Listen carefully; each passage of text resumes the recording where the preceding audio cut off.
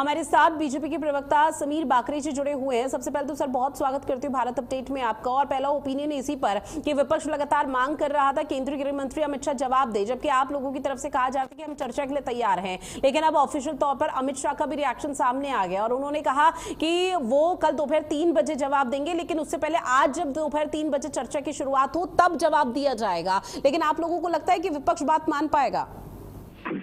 देखिए, कैसा है, विपक्ष हमेशा आरोप करके भागने में माहिर है और राहुल गांधी की पूरी राजनीति इसी पे है। तो जब सम्माननीय गृह मंत्री अमित शाह जी हर मुद्दे पे जवाब देने को तैयार है तो कांग्रेस पार्टी चर्चा के लिए क्यों भाग रही है? राहुल गांधी का ये नेचर रहा है कि हर चीज पे आरोप करके भाग जाए और इसीलिए उनको कई बार सुप्रीम कोर्ट में कई बार हर जगह माफी मांगनी पड़ रही है। कांग्रेस पार्टी को सच सुनना नहीं है और देश की जनता के सामने सच आएगा कि अगर जंतर मंतर में प्रोटेस्ट हुई है तो झारखंड का भी जवाब दिया जाए। कांग्रेस पार्टी चाहती है कि देश में एक अनार्की फैले, संसद जो लोकतंत्र का मंदिर है वहाँ चर्चा ना और सड़क पे मतलब एक अराजकता फैलाई जाए। तो जो भारत रत्न डॉक्टर बाबा साहेब अम्बेडकर जी का संविधान है, इसको न मानने वाली कांग्रेस पार्टी है। कांग्रेस पार्टी यही पार्टी है जिसने इमरजेंसी लगाई थी। तो कांग्रेस पार्टी कभी भी लोकतंत्र में ये बिलीव नहीं करती है। और मैं तो कांग्रेस पार्टी के सभी नेताओं को आह्वान करता हूँ कि आप आइए ना, संसद में सरकार को एक्सपोज कीजिए, सरकार को सवाल पूछिए, सरकार जवाब दे ही है, आपके प्रति है, विपक्ष के प्रति है, जनता के प्रति है। लेकिन ये जवाब नहीं सुनेंगे क्योंकि इनको पता है इनके आरोपों का तथ्य नहीं है। और इसलिए मैं कांग्रेस पार्टी से पुनः आह्वान करता हूँ, आप आइए।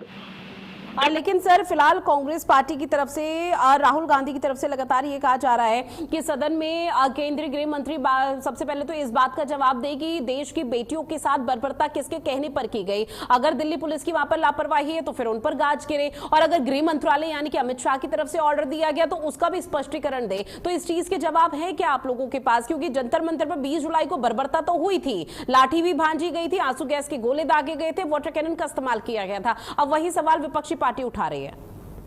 देखिए, मैं कहना चाहता हूं कि सरकार हर चीज का जवाब देने को तैयार है। तो हिंसा जो अराजक तत्व थे उसमें 2873 क्रिमिनल थे, उसका भी जवाब कांग्रेस पार्टी को देना पड़ेगा, उसका भी जवाब सीजेपी को देना पड़ेगा कि ये कैसे आए। क्योंकि अभिजीत दित के हमेशा लोगों को आप आधार कार्ड मत देखिए, पुलिस के ऊपर बार बार ये कितने वीडियो सामने आए, पुलिस उनको आगाह कर रही थी कि भाई आप थोड़ा देखिए भीड़ को। तो देखिए, हम हर चीज का जवाब देने को तैयार है। लेकिन राहुल गांधी कैसा है, वो एक्यूज भी करेंगे, प्रोसिक्यूट भी करेंगे और जज भी खुद ही बनेंगे। तो लोकतंत्र ऐसा नहीं चलता। लोकतंत्र में आपको अगर सवाल पूछने का हक है तो हमको जवाब देने का भी हमारा अधिकार है और जवाब जनता के सामने आएगा। और अगर आपको सरकार पे विश्वास नहीं है तो आप तथ्यों के साथ सरकार के सामने आइए, तो आपको कौन रोकता है? और ऐसा है, मतलब माय वे और हाईवे नहीं चलेगा ना।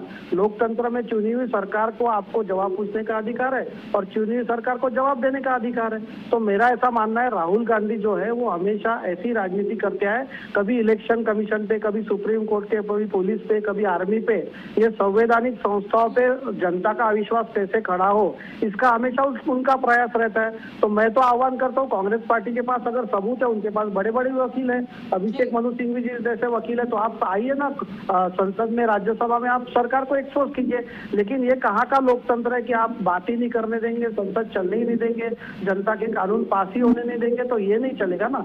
आपकी कांग्रेस पार्टी जैसी प्राइवेट लिमिटेड कंपनी देश नहीं है, देश लोकतंत्र है, संसद से चलेगा और जवाब तो हम देंगे।